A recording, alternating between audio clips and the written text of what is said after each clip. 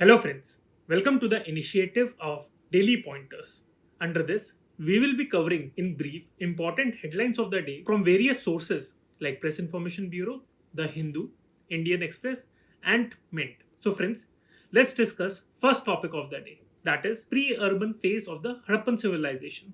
This topic was covered in the Indian Express newspaper and it is relevant for General Studies Paper 1 History and Culture. Now, the brief summary of this article is that since 2018, archaeologists have discovered more than 500 graves from Khatia village in Gujarat's Kutch district. ये आपकी belong करती है pre urban phase of Harappan civilisation. अब Harappan civilisation के various phases के बारे में हम ब्रीफली डिस्कस कर लेते हैं। Harappan civilisation is said to have thrived along the banks of the Indus river from around 5000 BC to 1000 BC। अब इसमें जो फेजेस हैं ये कौन से हैं? जो प्री अर्बन हड़प्पन फेज है that lasted from 2600 BC to 1900 BC and the post urban Harappan phase lasted from 1900 BC to 1000 BC। The second topic of the day is Indian yellow colour. So ये topic आपका general studies paper 1 culture के लिए काफी relevant है और ये Indian express से ये आर्टिकल पिक करा गया है। ना आपको पता होगा कि दिल्ली में इस टाइम पे एक एग्जीबिशन चल रही है,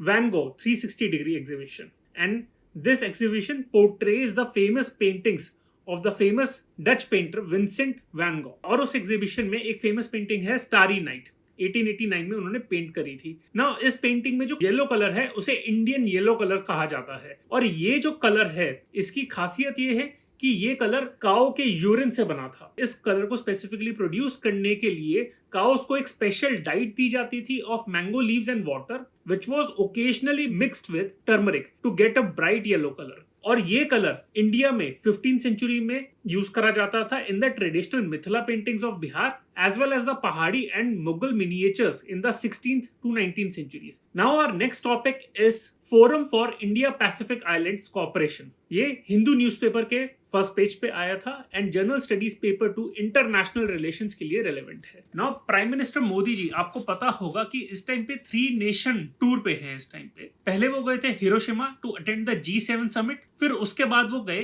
Papua New Guinea to attend the third forum for India Pacific islands corporation summit and उसके बाद वो जाएंगे ऑस्ट्रेलिया एक बायलैटरल समिट होल्ड करने के लिए वहां पे। इस फोरम के बारे में बात कर लेते हैं। So prime minister Modi ji presided over the third summit of FIPIC in Port Moresby in Papua New Guinea. अब इस फोरम के बारे में बात करें so it was formed in 2014 for the cooperation between India and 14 Pacific island states of Cook Islands, Fiji, Kiribati, Marshall Islands, Federated States of Micronesia, Nauru, Niue, Samoa, Solomon Islands, Palau, Papua New Guinea, Tonga, Tuvalu and Vanuatu। इस forum की जो earlier 2 meetings हुई थी वो हुई थी Fiji में 2014 में जो फर्स्ट समिट थी एंड सेकेंड समिट हुई थी आपकी 2015 में जयपुर में। फ्रेंड्स, जो नेक्स्ट आर्टिकल है वो है कि यूनाइटेड स्टेट्स ने एक सिक्योरिटी पैक्ट साइन करा हुआ है पपुआ न्यू गिनी के साथ टू कम्पीट विद चाइना। तो ये पैक्ट इतना सिग्निफिकेंट क्यों है?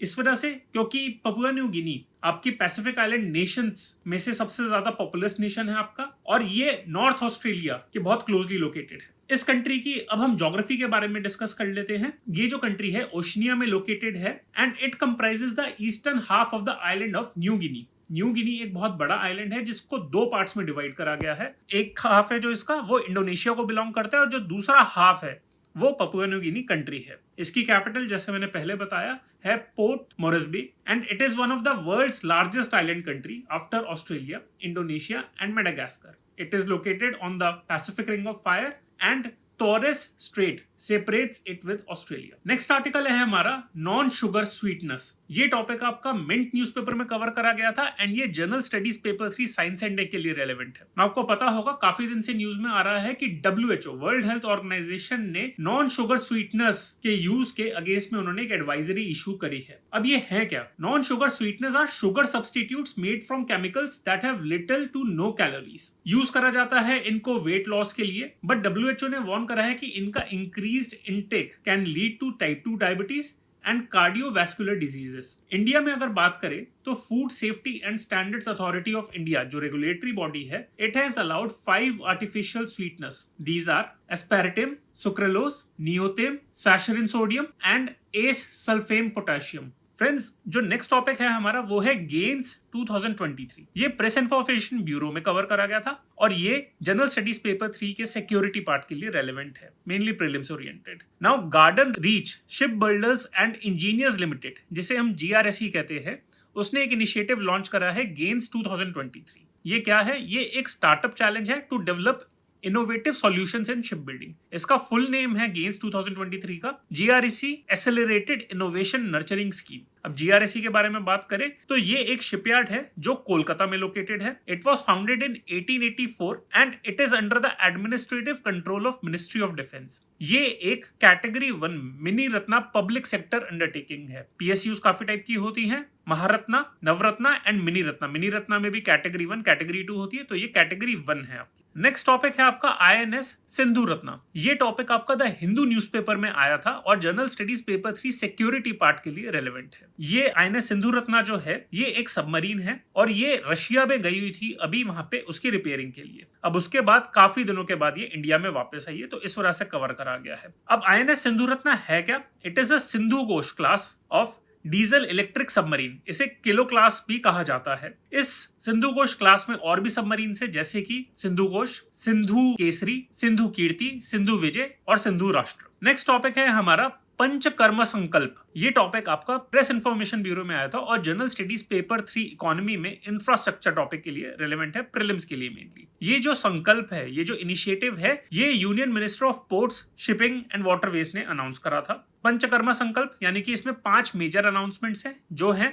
To provide 30% financial supports for the promotion of green shipping. Second announcement है कि under the green tug transition programme Jawaharlal Nehru Port located in Navi Mumbai, Maharashtra, V.O. Chidambaram Port located in Tuticorin in Tamil Nadu, Paradeep Port in Odisha and Deen Dayal Port in Kandla, Gujarat will procure 2 tugs each. साथ ही में Deendayal port and VO Chidambaram port को green hydrogen hub develop करा जाएगा और VO Chidambaram port and Jawaharlal Nehru port को smart port declare करा जाएगा। साथ ही में 5वां जो अनाउंसमेंट है वो है कि single window portal will be develop to monitor river and sea cruises. Next topic है हमारा परख। ये हिंदू न्यूज़पेपर में कवर करा गया था और जनरल स्टडीज पेपर 2 में एजुकेशन एरिया को कवर करता है। Now ministry of education and Parakh ने एक नेशनल लेवल वर्कशॉप ऑर्गेनाइज करी थी to assess the status of states and UTs. Parakh है क्या? ये एक नेशनल असेसमेंट सेंटर है। It is an organisation under NCERT, that is national council of educational research and training, और इसका ऑब्जेक्टिव है to unify the 60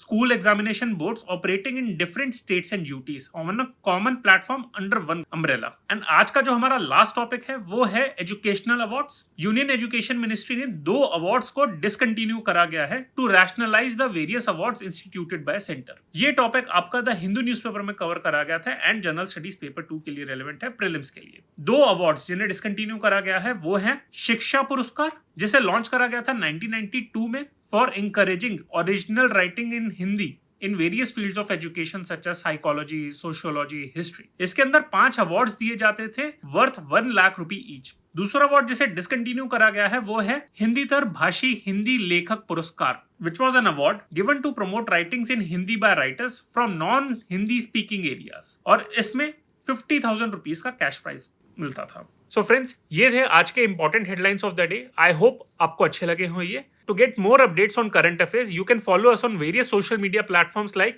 Instagram, Telegram, and YouTube.